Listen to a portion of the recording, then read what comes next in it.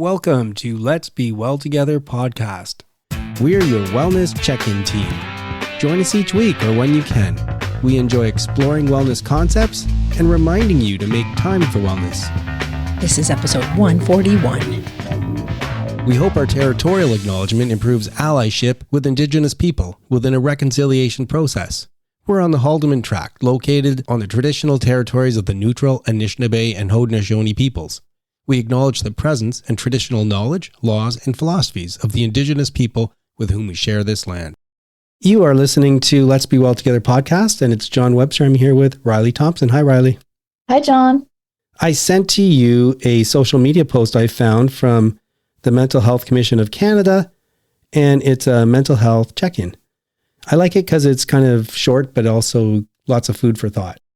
There's 6 tips here to do your check-in. Maybe you can read the first 3 and then I'll read the second 3. Sure. So the first prompt, I'm doing really great. I'm doing pretty good. I'm doing okay. And the next 3, I'm starting to struggle. I'm having a really hard time. I need to reach out for support.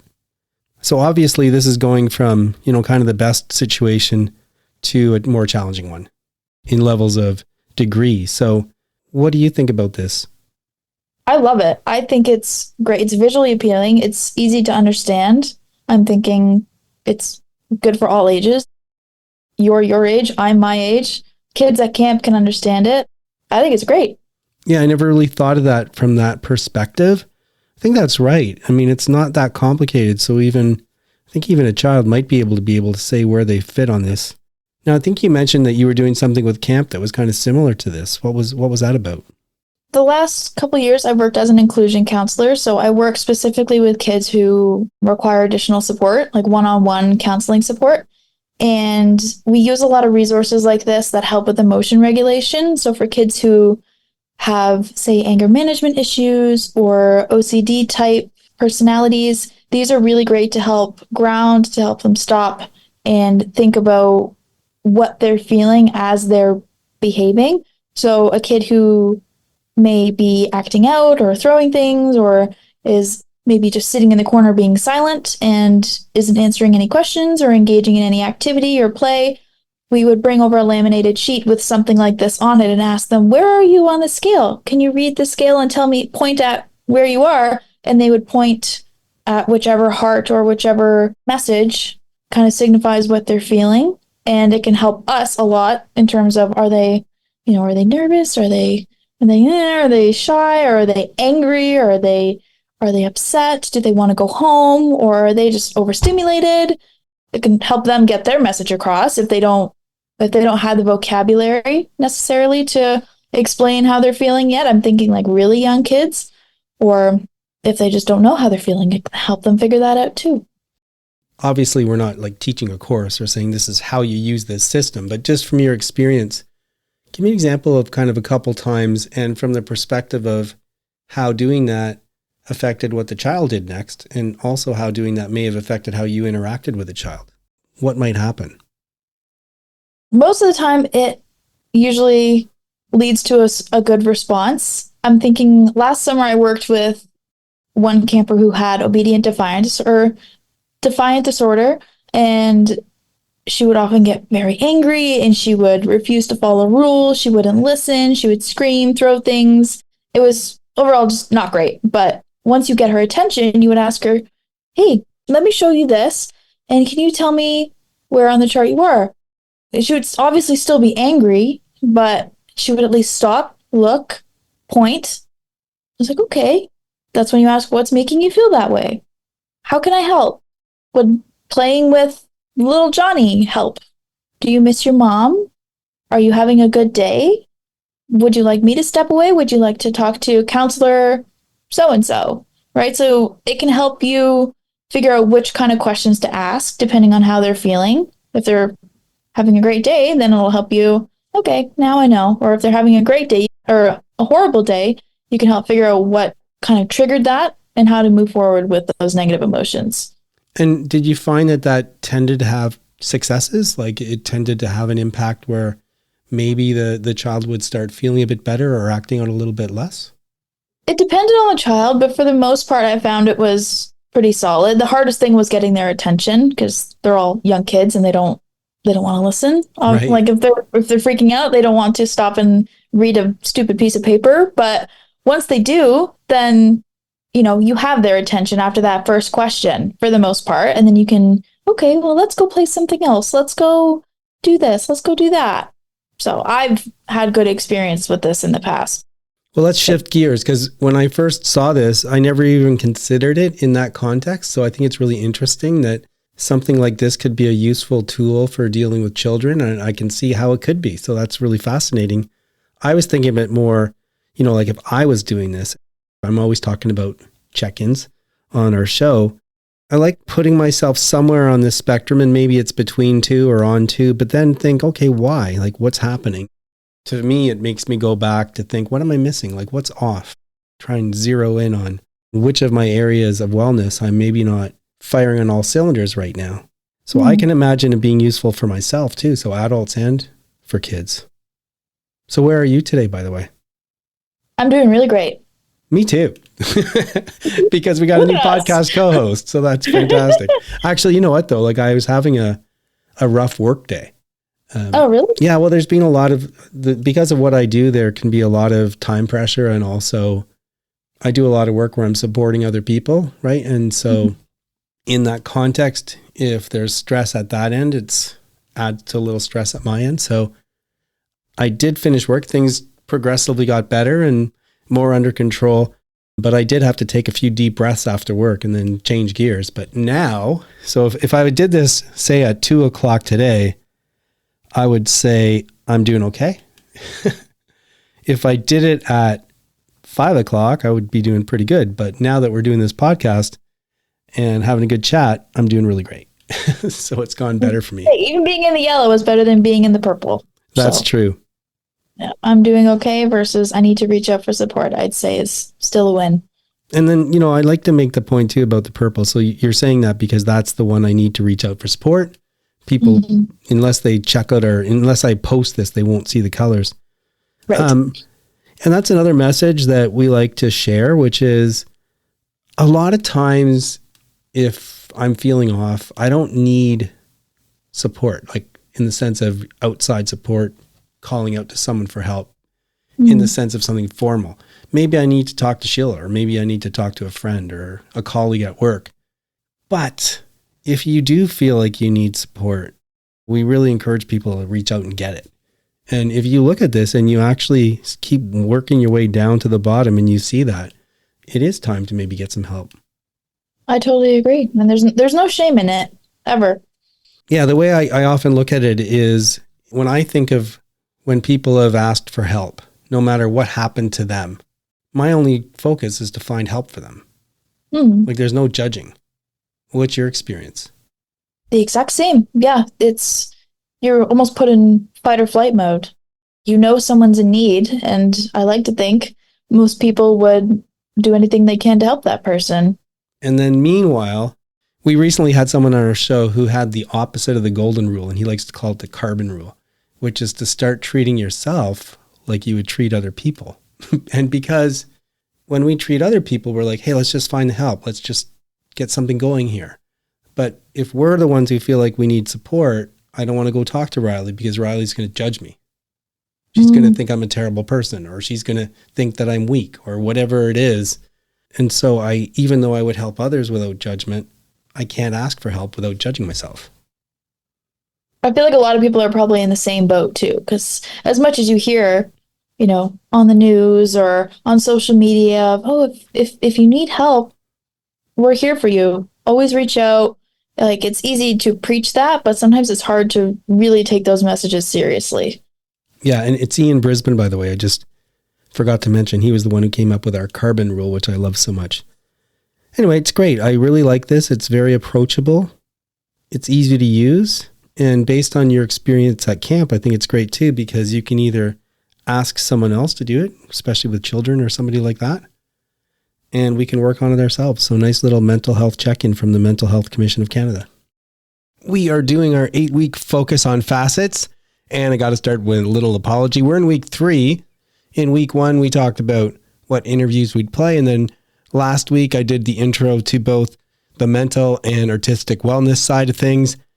I did that when I woke up one morning. When I listened back to it, oh my gosh, it was just kind of low energy. So I am sorry for that low energy, because both mental and artistic are really important. So hopefully people got the message, even though maybe I could have projected a little bit better. So today we're talking about environmental wellness. I'm going around the wellness wheel logo that I have. We started with mental, we're now doing environmental. And for me, environmental, it includes a lot. So think broadly. It's not just the earth and bodies of water, the planet, that kind of thing, but our communities and even our homes, where we live, our places of work. And we need a healthy environment to enjoy a healthy life. Ever since I started thinking more about wellness and the categories, I just see so many reasons why it's so important for us to try and make our environment, both the planet and our smaller ones, great places to be. How can you go out for a nice run if you're running in smog? How can you eat healthy if the plants are growing in soil that's not clean? Simply put, if we live in a healthy planet, it enhances the prospects for living well. We've had some eye-opening interviews, and Tova Davidson of Sustainable Waterloo Region really opened our eyes and shocked quite a few of us when we heard from her. Today, we're going to go back and replay one of the interviews with Tova. Let's all think hard about environmental wellness. Let's help ourselves and everyone else. Guests are giving their time, expanding our minds. We're back this week in the area of environmental wellness, and we're welcoming back Tova Davidson. You'll remember that Tova leads Sustainable Waterloo Region by developing its strategic direction, supporting team members, and building key relationships throughout Waterloo Region. Sustainable Waterloo collaborates with organizations in the region to drive change locally and provincially to help our environment. And Tova pointed out to me something I didn't know about, which are the UN 17 Sustainable Development Goals. There's no way that we could cover all of them today. That's just too much content. So I invite you to go and have a look and learn more about it. But in the meantime, to give a flavor of the Sustainable Development Goals, which I think people say SDGs. That's it. We're going to talk to Tova. And Tova, maybe you could start by telling us some of the 17 goals that you gravitate toward. Absolutely. I love the UN SDGs, Sustainable Development Goals, because they are a set of goals that we as humanity need to move forward. Everybody, every single human, every organization needs to move these forward to have a just, clean, prosperous, healthy future on this planet. And so my favorite goal is the 17th goal. And the 17th goal is called Partnership for the Goals. And what that means is that we can't solve any of the 16 other goals without moving all of those goals forward. And that they are all interrelated to each other. And, there's your image that you use, the Let's Be Well Together image. And that's a beautiful sort of similarity in the SDGs, that they are all in your image folded together. Same thing. It's all linked. And the 17th talks about how important it is to consider these as a totality and to move them forward together. Yeah, and just for the listeners, Tova's talking about the logo that you'll see on our website. It's kind of a pinwheel logo, and we're trying to show the interconnectedness of areas of wellness. So the 17th, I'll just read it. It says, revitalize the global partnership for sustainable development. And so, Tova, can you think of how some of the interconnections work with some of the other goals? And I have them here too. If you need me to read any out, I can. Sure. So I want to start actually by just giving some understanding of, there's two that are very closely linked to work that we do at Sustainable Waterloo Region. The 11th is sustainable cities and communities, and the 13th is climate action. And so those are the ones, as well as three others that most people would consider to be our area of focus. And without a doubt, they are. And they are for a number of reasons, just to set some baseline understanding. A lot of people look at the gross emissions of countries around the world and see Canada's as very small and think we're all good and think Canada has an environmental halo. And of course, we've got lakes and trees and forests. We're wonderful. yeah, and the air is clean and we're outdoorsy, all that kind of stuff, right? Yes. We don't have anything to worry about here. Right. Not true. Oh. Most people don't know that Canadians have the highest emissions per capita, per person, of the entire G20. In fact, we are 3 times higher than the average of the G20. So that means we are actually the worst emitters in the whole world per person. The only reason our gross emissions look small is because we don't have a lot of people. So we can't use the excuse that we live up north and we have a lot of winter and there's other, I guess, winterized countries in the G20. Yeah. Well, Germany. Right. I mean, Germany's cold, right? They don't have that. We are the worst in the world. What are we doing? What are some of the things we're doing to be the worst? Well, we have a very car culture, very car dependent culture. Very few places in the world besides North America are as dependent on personal vehicles. Because we are an affluent country, we have a diet that's highly animal product based. And the emissions from the full cycle of animal agriculture are incredibly high, to the point where they're almost as high as vehicles.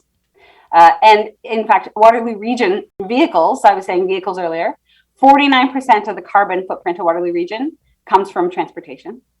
The last one is that we are extracting fossil fuels from the oil sands, and it is dirty and resource intensive to get that out. So we're creating, this is the bitter irony, high carbon emissions to pull out fossil fuels, which are going to create carbon emissions.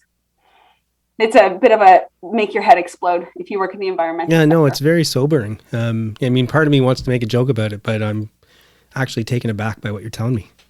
Well, and actually the other thing is that we think, even if we're the highest emitters, that it's not impacting us in Canada. But Canada is actually warming at twice the rate of the rest of the world. Oh. We're warming faster than anywhere else. So this is real, and it's right here. So there's a duty to everybody around us to actually make this change. But when we talk about that climate action change and sustainable cities and communities, this isn't just about the planet. And I think it's really funny. A lot of people assume, as an environmentalist, that I'm worried about the bugs and the bunnies and the trees. And in fact, I am. I love them. But I'm more worried about the survival of humanity. The earth will bounce back. I'm not sure we will. And there's actually a movement that started out of the UK called Extinction Rebellion. Have you heard of it, John? No, I have not. It's actually fighting against human extinction, saying if we have to rebel against climate change and all of the infrastructure and the systems that create climate change for our own species survival. So yeah, and I don't want to overstate it, but again, I keep coming back to this on the show, which is I really do see it in those terms that we have inflicted harm on the environment over the course of centuries, but mostly in the last century or two.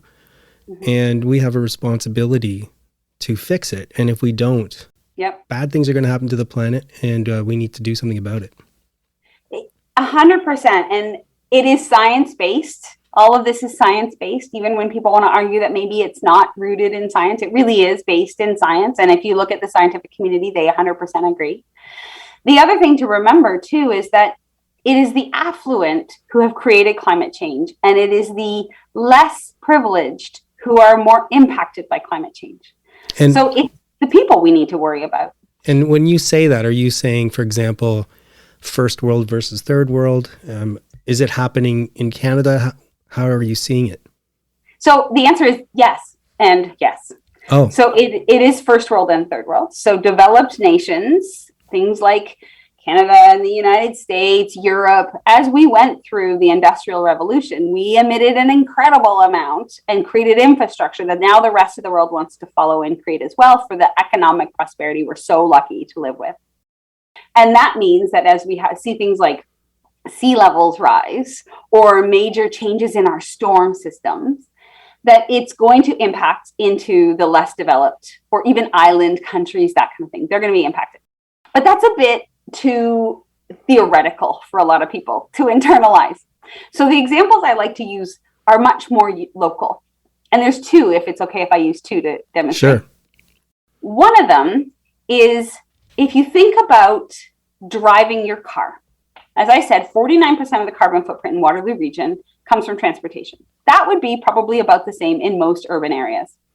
If you think about where is the tailpipe of your car, what level is it at? It's at the level of little kids. You're idling your car, which is actually bad for your car. To let it warm up and idle is incredibly bad for your engine. So then you drive your kids to school and you sit there to either watch them walk into the school or to pick them up at the end of the day. You leave your car running for the air conditioning or the heating. Who's walking past that tailpipe? Who's breathing in those emissions? Childhood asthma and respiratory illness rates are much higher than they used to be.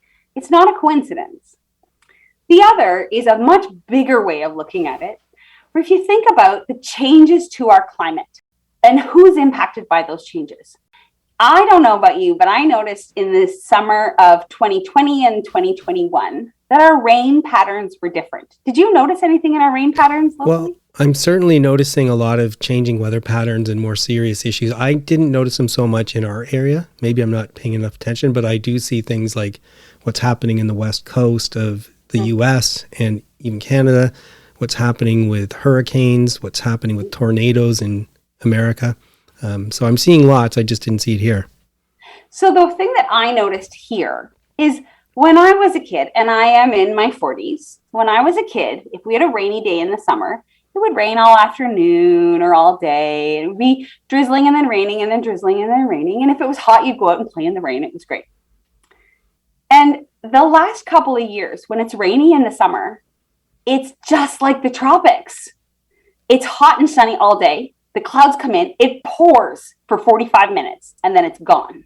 And you see that as being connected to climate change? I do, because what's happening is the weather patterns from south of us are coming up as the earth is warming, the airstream has moved, and we are now having weather closer to what they have in tropical areas. Right. So if you think about those moments of absolute torrential downpour, who's going to be impacted by that?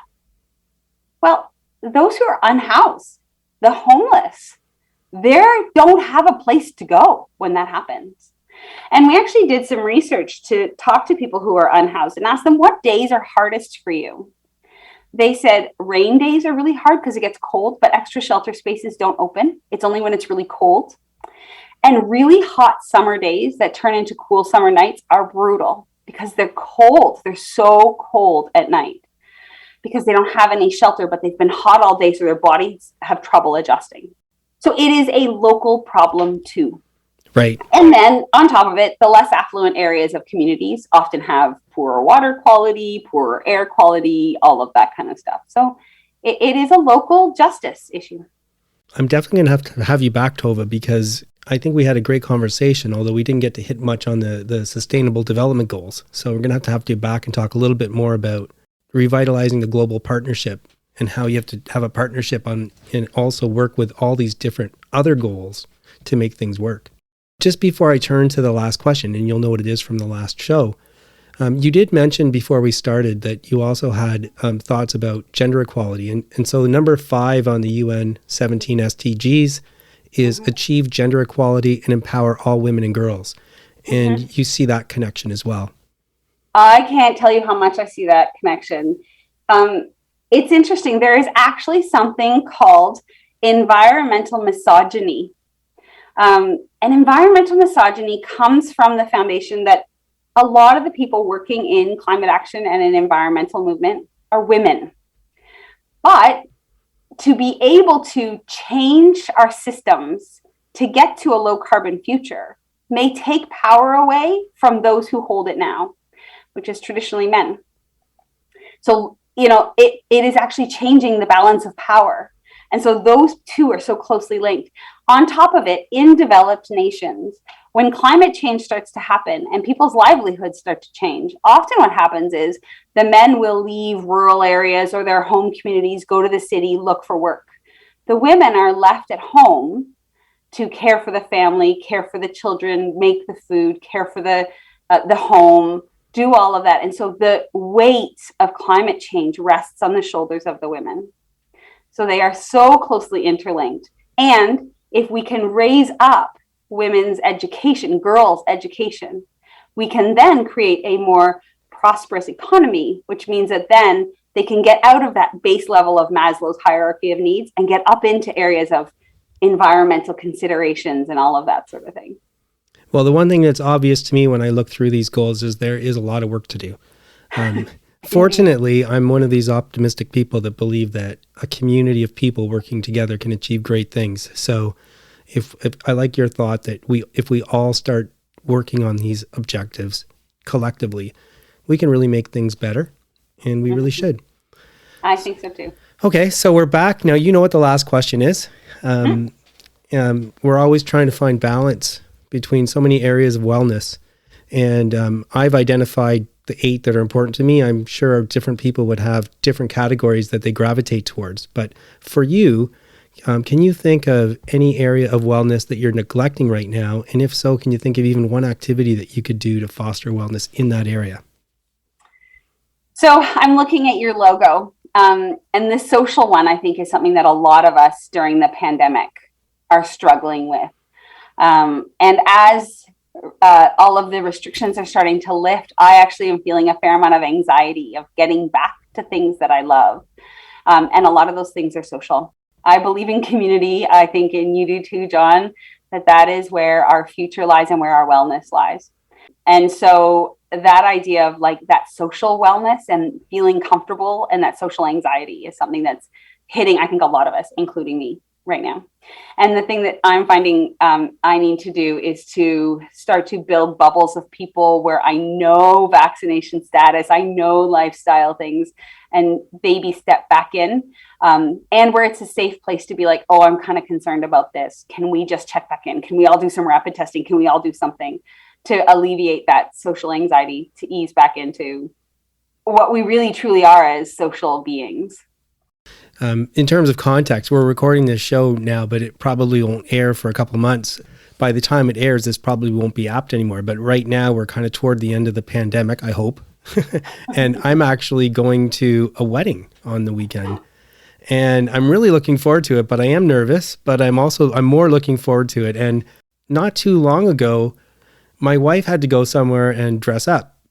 And so she came downstairs just before she left, and I'm like, wow, I forgot what it was like for anyone to dress up. Like, it's going to be so amazing just to put on actually nice clothes and go to a wedding and see other people dressed like that and see them. So hopefully I can get past my anxiety. But yeah, no, I totally see where you're coming from on the social side through all this. And I think social anxiety is going to take a little bit of time for us to get over it. Maybe that the pandemic ends, but the social anxiety of coming back.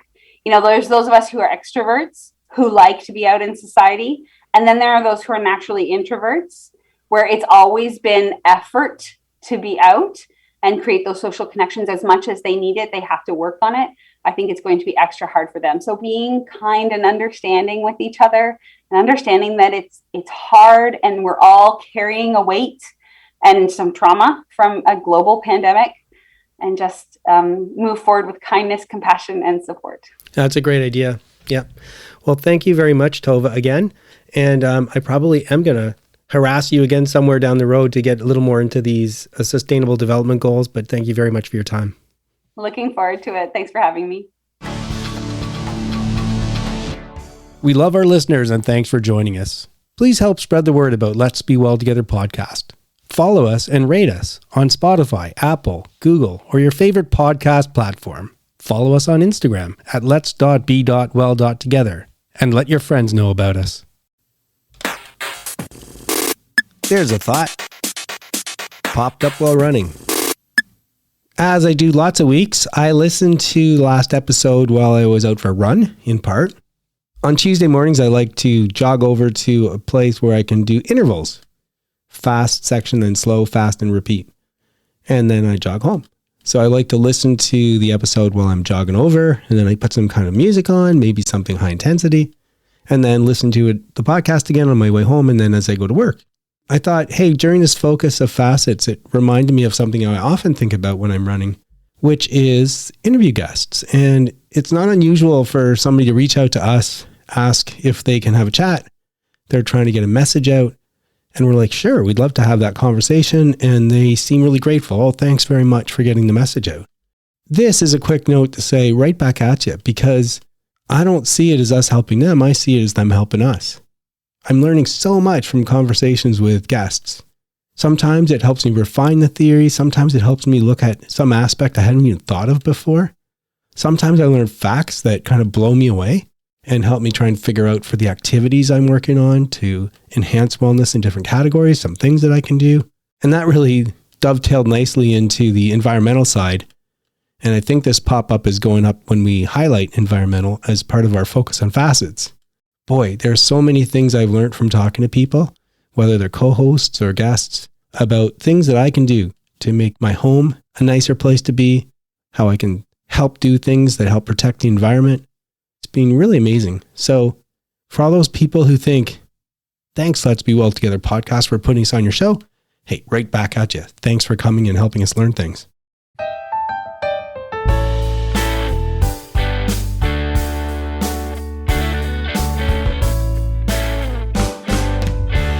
I'm Cameron, and welcome to another installment of the Adventures of the Starving Artist. A few weeks ago, I took a shot on goal that I never thought I would take. It came at me with super short notice, and in the end, even though I didn't get the goal, I'm still glad I took the shot, and I learned a lot about how it works and what to do in case I ever want to try again. Here's the story. It was late one night, it was a Wednesday, and out of nowhere, I get a text from the bassist in Shy Harry, our good man Grant. And he basically says, hey, do you have a couple minutes to chat on the phone? So, okay, I give him a shout. And again, it was late at night. And he was wrapping up cables at a gig he had just finished. And long story short, one of the guys with whom he was performing works on a cruise ship. And in this particular band for this cruise ship, they needed a vocalist, like yesterday. And was I interested in pursuing that? I said, okay, well, connect me to the guy and let's see what happens. So he gives me the guy's phone number. I give him a buzz the next day and we connect. He gives me, a sort of loosey-goosey rundown and connects me to the agent that's booking for the cruise line. And so I connect with the agent via email and send off some material that showcases some of my singing. And he gets right back to me and he says, hey, love what you did. For the callback, could you please record a video of yourself performing these sections of these specific songs for the show? And it was some cool stuff. It was sort of like East Coast themed Canadian music, which is fun, like super fun. So I did that and submit all the stuff and started playing the waiting game. And anybody who's auditioned for anything before knows it's a whole different kind of anxiety, sort of waiting and hoping and wondering. And I did a pretty good job of not getting my hopes up, but being sort of casually optimistic, I like to say. And I followed up a couple times and, we'll get back to you. And in the end, they didn't get back to me, and I can take a hint. But that's okay. I learned a lot about how it works, both the process and just the actual logistics of, uploading the callback videos in a certain way to YouTube and just all the details that you have to go through. And even though I didn't get it, and I was a little bummed at first, I'm kind of glad, because it would have been a huge change of life really rapidly. It would have been, 4 months away. It would have been a departure like 2 weeks after the audition. So it was frantic anyway. But I am glad that now I know how it works. And you never know. Maybe in the future, we'll take a shot. For now, that's all I've got. Thanks for tuning in. I'm Cameron. This is The Starving Artist. Until next time.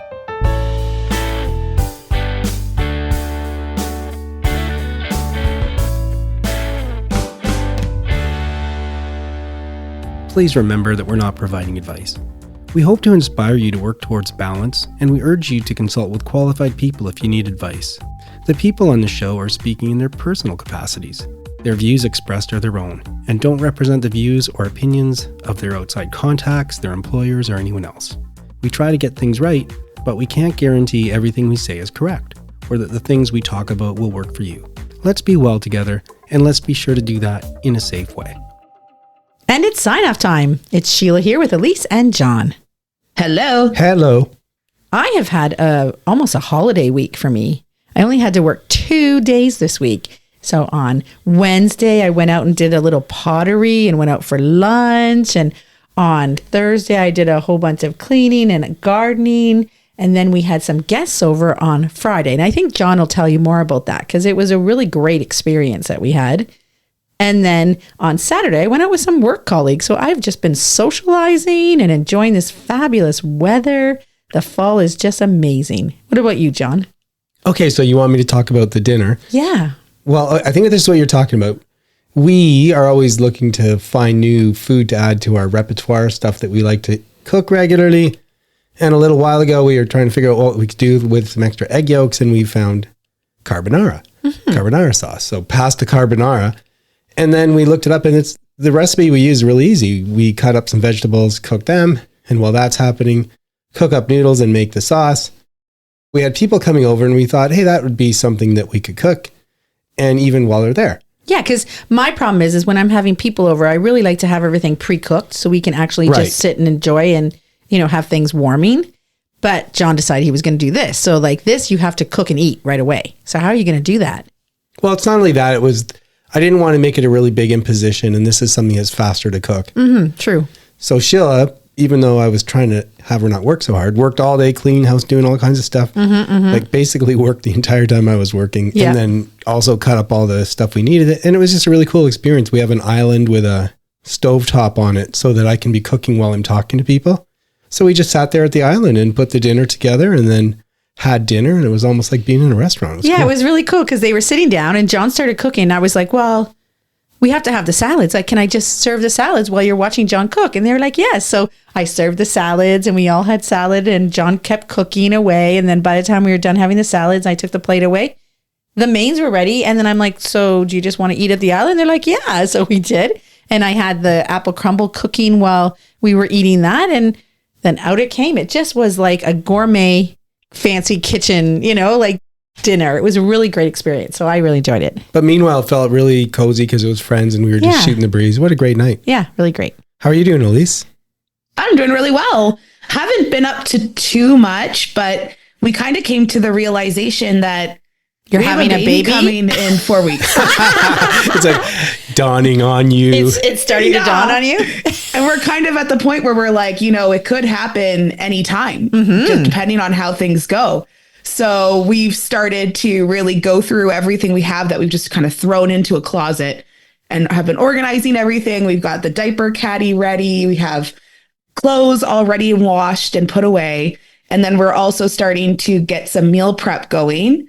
So something that worked really well for us when we moved was we would double up on recipes that we make throughout the week and freeze half and then have half. So we're trying to work on planning out our meals this week to make sure that we can freeze a few meals so that they're ready when baby comes, even when we're super tired and we just need to throw something in the oven.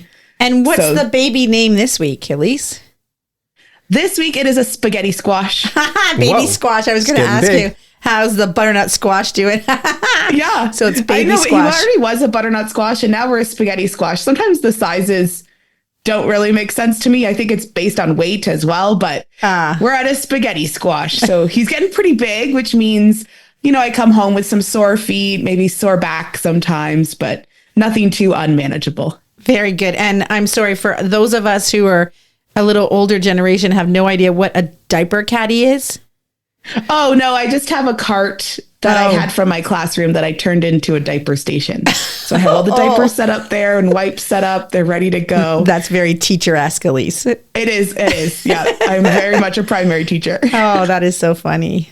But it's a very exciting time. Yes. So we're getting really excited. Everything's still going really well. We have our last ultrasound this week. So hoping that everything goes well with our appointment this week. Well, I don't like telling people what to do, but just to throw it out there for some ideas, you might want to, in this last few weeks, sleep in every chance you get. Go out for dinner. And then just say, hey, let's just walk out the door and see a movie. Yeah, do something spontaneous. Because you're not going to do those things again for 12 years. Yeah. No. 12 years. Yeah, at least. Yeah. Well, I think when the child turns 12, they can watch themselves or babysit. They could, yes. Whether they do is another thing. Yeah, she is having a boy, so. Depends on the child.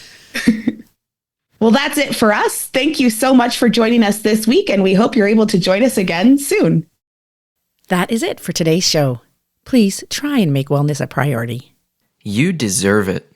If you feel the need to talk to someone or ask for help, please do that. Accept yourself for the person you are. So long. Adieu. Auf Wiedersehen. Goodbye.